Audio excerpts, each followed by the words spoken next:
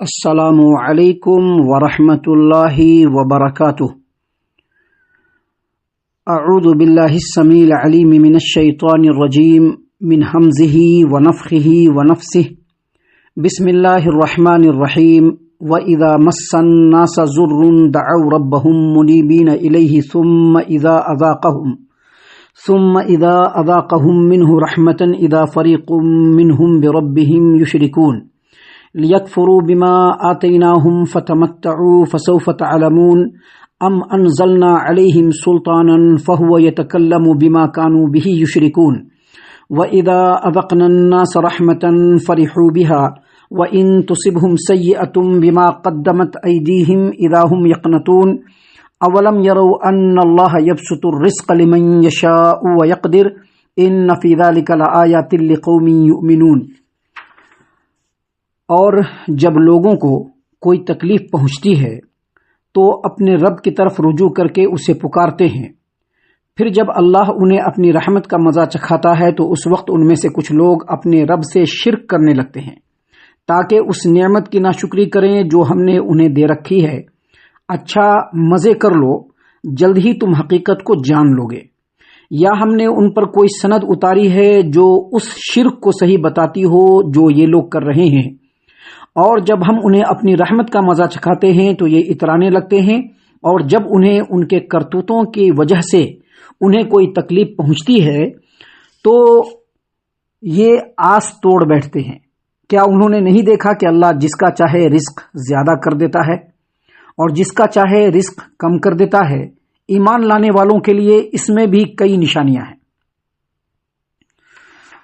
محترم سامعین کرام، سورۃ الروم سورہ نمبر 30 آیت نمبر 33، 34، 35، 36، 37 یعنی 33، 34، 35، 36 اور 37، یہ چند آیات ابھی آپ کے سامنے تلاوت کی گئیں۔ بفضل اللہ، بعون اللہ، بتوفیق اللہ آیتوں کا ترجمہ بھی آپ تمام کی خدمت میں پیش کیا گیا۔ محترم سامعین کرام، اللہ تبارک و تعالی نے فرمایا وَإِذَا مَسَّ النَّاسَ ضُرٌّ دَعَوْا رَبَّهُم مُنِيبِينَ إِلَيْهِ ثُمَّ إِذَا أَذَاقَهُم مِّنْهُ رَحْمَةً إِذَا فَرِيقٌ مِّنْهُم بِرَبِّهِمْ يُشْرِكُونَ۔ اور جب لوگوں کو کوئی تکلیف پہنچتی ہے تو اپنے رب کی طرف رجوع کر کے اسے پکارتے ہیں، پھر جب اللہ انہیں اپنی رحمت کا مزہ چکھاتا ہے تو ان میں سے کچھ لوگ اپنے رب سے شرک کرنے لگتے ہیں۔ یہ جو آیت کریمہ ہے، اس آیت کریمہ کے پہلے حصے میں اللہ نے فرمایا کہ جب لوگوں کو کوئی تکلیف پہنچتی ہے تو اپنے رب کی طرف رجوع کر کے پکارتے ہیں، یعنی جب انسان کے سامنے کوئی مصیبت کھڑی ہو، جب موت سامنے کھڑی نظر آنے لگتی ہے، بے انتہا پریشانیوں کا جب سامنا کرنا پڑتا ہے، سخت مشکل پیش آتی ہے، تو اس وقت وہ صرف ایک اللہ تبارک و تعالیٰ کو پکارتا ہے، بلکہ بعض دفعہ بہت سارے لوگ بغیر ارادہ کے، بغیر انٹینشن کے اللہ تبارک و تعالیٰ کو پکارنے لگتے ہیں، بغیر ارادے کے، بغیر انٹینشن کے اللہ تبارک و تعالیٰ کو پکارنے لگتے ہیں۔ یہ اس بات کا واضح ترین ثبوت ہے کہ توحید کی پکار انسان کی فطرت کا داعیہ ہے، انسان کی فطرت میں ڈال دیا گیا ہے توحید۔ ہر انسان کی فطرت میں یہ بات ڈال دی گئی ہے کہ اللہ ہی مشکل کشا ہے، حاجت روا ہے، مشکلوں سے نکالنے والا، مصیبتوں سے بچانے والا اللہ تبارک و تعالی ہی ہے، اور انسانوں کے دل کی گہرائیوں میں توحید کی شہادت موجود ہے۔ اسی لیے اللہ نے کہا کہ جب لوگوں کو تکلیف پہنچتی ہے تو اپنے رب کی طرف رجوع کر کے اس کو پکارتے ہیں، اور اس کے بعد اللہ تبارک و تعالیٰ نے انسان کی فطرت کو بیان کیا۔ اللہ نے کیا فرمایا؟ ثم اذا اذاقهم منه رحمة اذا فريق منهم بربهم يشركون۔ اور جب اللہ انہیں اپنی رحمت کا مزہ چکھاتا ہے تو اس وقت ان میں سے کچھ لوگ اپنے رب سے شرک کرنے لگتے ہیں، یعنی مصیبت آئی تو اللہ کو پکارنا شروع، اللہ ہی بچا سکتا ہے، لیکن جیسے ہی مصیبت کو اللہ ٹال دیتا ہے تو پھر اپنی پرانی فطرت پر انسان لوٹ آتا ہے۔ اور یہ سارے انسانوں کی بات نہیں ہے، جو اللہ کے نیکوکار بندے ہیں ان کا معاملہ بالکل الگ ہے۔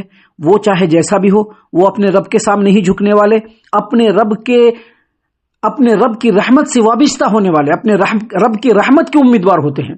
اس کے مقابلے میں سے کچھ لوگ ایسے ہوتے ہیں کہ جب خوشحالی کے دن آتے ہیں تو اللہ کو بھول جاتے ہیں، وہ لوگ دوسرے معبودوں، پیروں، فقیروں کی نظر و نیاز چڑھانا شروع کر دیتے ہیں، یا عقیدہ رکھتے ہیں اور لوگوں کے سامنے بیان بھی کرتے ہیں کہ فلاں فلاں جو ہے پیر صاحب ہیں ان کے آستانے کے طفیل میں میری یہ مصیبت دور ہوئی ہے، فلاں بابا ان کی نظر کرم پڑی تو ہم سے یہ مصیبت دور ہوئی۔ اللہ تبارک و تعالیٰ نے اسی بات کو یہاں پر بیان فرمایا کہ جب لوگوں کو کوئی تکلیف پہنچتی ہے تو اپنے رب کی طرف رجوع کر کے اسے پکارتے ہیں، پھر جب اللہ تبارک و تعالیٰ ان کو اپنی رحمت کا مزہ چکھاتا ہے تو اس وقت ان میں سے کچھ لوگ اپنے رب سے شرک کرنے لگتے ہیں۔ اللہ نے ان کو ڈانٹتے اور پھٹکارتے ہوئے کہا لیکفروا بما آتیناہم فتمتعوا فسوف تعلمون، تاکہ اس نعمت کی ناشکری کرے جو ہم نے انہیں دے رکھی ہے، اچھا مزے کر لو، جلد ہی تم حقیقت کو جان جاؤ گے۔ یعنی جب مصیبت آتی ہے تو اللہ کی بارگاہ میں پناہ لیتے ہیں، جب مصیبت ختم ہو جاتی ہے، اچھائی کے اچھے دن آ جاتے ہیں تو اس وقت جو ہے اپنے جھوٹے معبودوں کو پکارنے لگتے ہیں، اپنے باباؤں اور پیروں کو پکارنے لگتے ہیں، اللہ تبارک و تعالیٰ سے دور ہوتے ہیں۔ ایسا وہ کیوں کرتے ہیں؟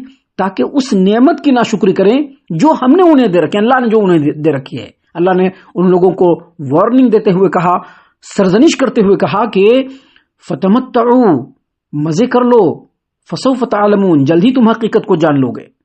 یہ اصل میں ڈانٹ پھٹکار ہے اللہ کی طرف سے ایسے ناشکرے لوگوں کے لیے۔ اس آیت کریمہ کی تفسیر میں بعض اہل علم نے کہا ہے کہ اللہ کی قسم اگر مجھے کسی گلی کا چوکیدار بھی ڈانٹ پلائے تو میں اس سے ڈر جاؤں۔ یہاں تو ڈانٹنے والا، سرزنش کرنے والا وہ قادر مطلق ہے جس کی شان یہ ہے کہ جب وہ کوئی چیز پیدا کرنا چاہتا ہے تو صرف کہتا ہے کن تو وہ چیز ہو جاتی ہے۔ اب اس کی ڈانٹ پر انسان کیوں نہ دھیان رکھے اور اپنے آپ کو اللہ کا خالص بندہ بنائے۔ محترم سامعین کرام، اللہ تبارک و تعالیٰ نے مزید آگے وضاحت کی کہ ام انزلنا علیہم سلطانا فہو یتکلم بما کانوا بہ یشرکون، یا ہم نے ان پر کوئی سند اتاری ہے جو اس شرک کو صحیح بتاتی ہے جو لوگ یہ کر رہے ہیں۔ مطلب یہ ہے کہ کیا ان لوگوں کے پاس ایسی کوئی دلیل ہے جس سے یہ معلوم ہو سکے کہ فلاں مصیبت سے اللہ نے نہیں بلکہ فلاں پیر صاحب نے نجات دیا؟ خوشحالی کے دن اللہ کی مہربانی سے نہیں، خوشحالی کے دن اللہ کی مہربانی سے نہیں بلکہ فلاں پیر صاحب کی مہربانی سے آئی ہے، فلاں حضرت کے نظر کرم سے یہ دن میسر آئے۔ کیا اللہ نے اس کی کوئی دلیل اتاری ہے؟ کیا اللہ تبارک و تعالیٰ نے کسی بھی آسمانی کتاب میں یا قرآن کریم میں اس بات کو لکھا ہے کہ فلاں نازل فرمایا ہے کہ فلاں فلاں بابا، فلاں فلاں پیر صاحب، فلاں فلاں بزرگ صاحب، فلاں فلاں حضرت صاحب، ان کے ذمے اللہ نے یہ کام لگا دیا ہے، ان کے بارگاہ میں جاؤ، وہ تمہارے مرادوں کو پورا کر دیں گے؟ کیا اللہ تبارک و تعالیٰ نے ایسا اپنی کسی بھی آسمانی کتاب میں نازل فرمایا ہے؟ اللہ نے کہا نہیں۔ اللہ تبارک و تعالیٰ کے کہنے کا مطلب ہے کہ نہیں، اللہ نے ایسا کچھ نہیں کہا۔ چاہے تم کو خوشحالی ملے یا تم کو کوئی مصیبت آئے، ہر ایک کے پیچھے اللہ کی مرضی اور مشیت ہوتی ہے، لیکن انسانوں کا معاملہ اس کے بالکل برعکس ہے۔ دیکھیے اللہ تبارک و تعالیٰ نے اگلی آیت کریمہ میں اسی بات کو واضح فرمایا۔ اللہ نے فرمایا وَإِذَا أَذَقْنَا النَّاسَ رَحْمَةً فَرِحُوا بِهَا وَإِن تُصِبْهُمْ سَيِّئَةٌ بِمَا قَدَّمَتْ أَيْدِيهِمْ إِذَا هُمْ يَقْنَطُونَ، اور جب ہم انہیں اپنی رحمت کا مزہ چکھاتے ہیں تو یہ لوگ اترانے لگتے ہیں، اور جب ان کے اپنے کرتوتوں کی وجہ سے انہیں کوئی تکلیف پہنچتی ہے تو آس توڑ بیٹھتے ہیں۔ یعنی اللہ تبارک و تعالیٰ نے فرمایا کہ اللہ تبارک و تعالیٰ نے اس آیت کریمہ میں انسان کی ناشکری، اس کی کم ظرفی اور تنگ ظرفی کو بیان فرمایا ہے۔ اللہ نے فرمایا کہ انسان کی عادت ہے کہ جب اس پر خوشحالی کے دن آتے ہیں تو پھولا نہیں سماتا، اس کی وضاقتہ، چال ڈھال اور گفتگو سے ہی اس کے کبر و نخوت کا پتہ چلنے لگتا ہے کہ وہ کتنا اپنے آپ پہ اترا رہا ہے۔